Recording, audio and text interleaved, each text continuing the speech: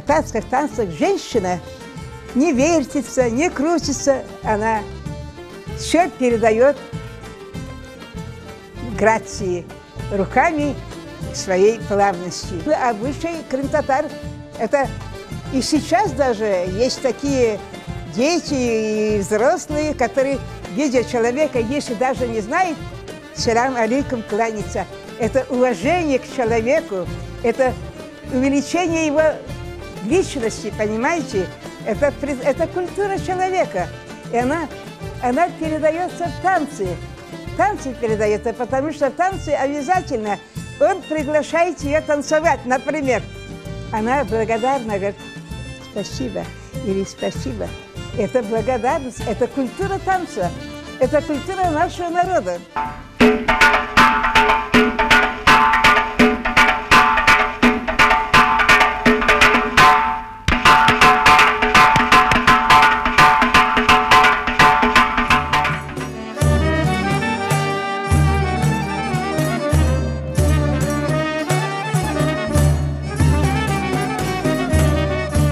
Я очень люблю Ахрава Хайтарма.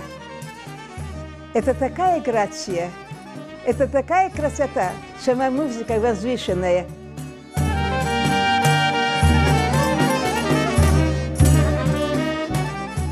Наша молодежь стали быстро переходить на какую-то современность. Она нужна. Тоже культура сегодняшнего дня, я не отрицаю.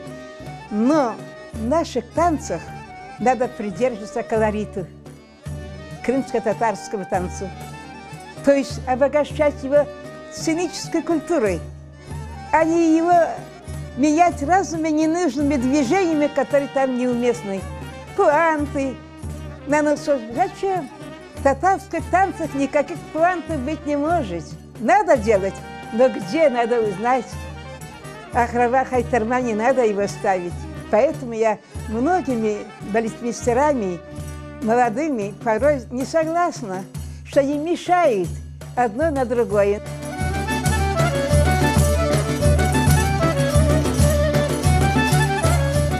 Конечно, я уже работать, как раньше работала, быть руководителем, содержать ансамбль и без конца я не состояла. Но сделать программу, сказать, что нужно, куда это поставить, это я пока еще хорошо знаю. Я с удовольствием делала, помогла бы тем людям, которые в этом нуждаются. А как же иначе? Я должна это, я бросила все, приехала ради того, чтобы оставила хоть что-то для своего народа.